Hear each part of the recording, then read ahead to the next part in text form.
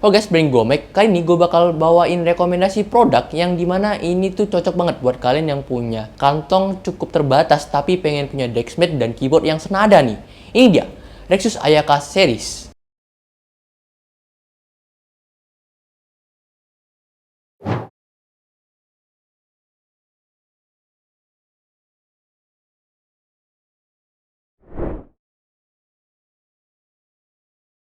Nah, kita mulai dari desainnya dulu ya.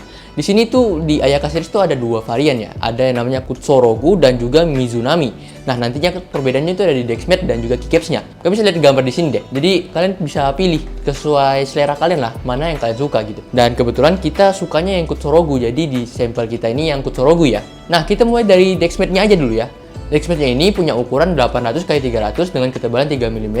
Oh ya, tambahan buat kalian, Dexmednya ini udah waterproof, jadi ini tuh udah kayak Dexmed kelas atas lah, jadi bukan bandel-bandel biasa gitu.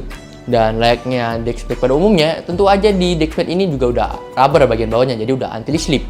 Nah, kita lanjut ke bagian keyboardnya ya. Keyboardnya ini dia cukup aman ya, pakai layout 104 key yang full size, jadi ya semua kalangan tuh cocok aja dengan keyboard ini. Nggak ada yang merasa kekecilan ataupun kurang tombol ya.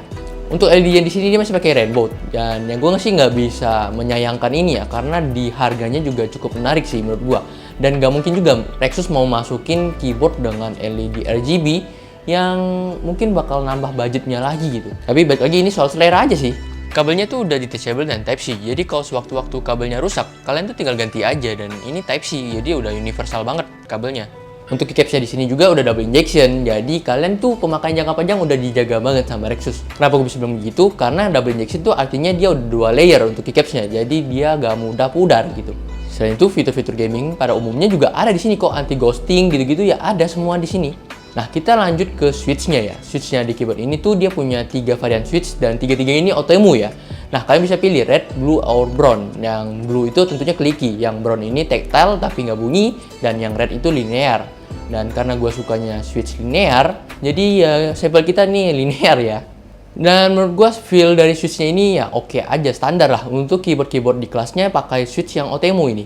Nah, mungkin ada yang penasaran dengan typing testnya. Ini kalian bisa dengar hasilnya seperti ini.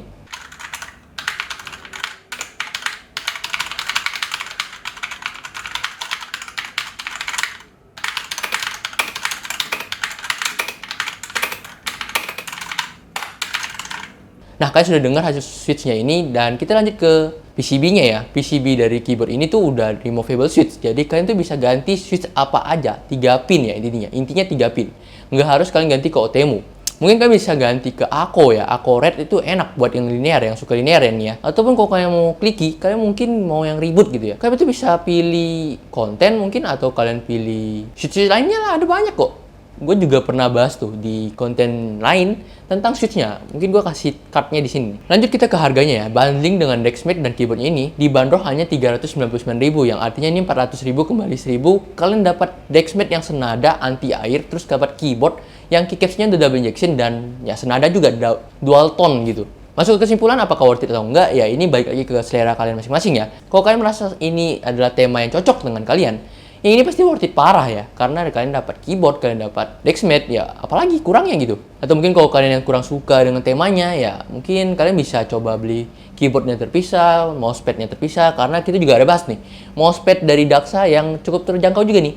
Kalau ditambahin jadi bisa lebih murah juga sih sebenarnya, tapi ya memang nggak senada aja, nggak kayak gini.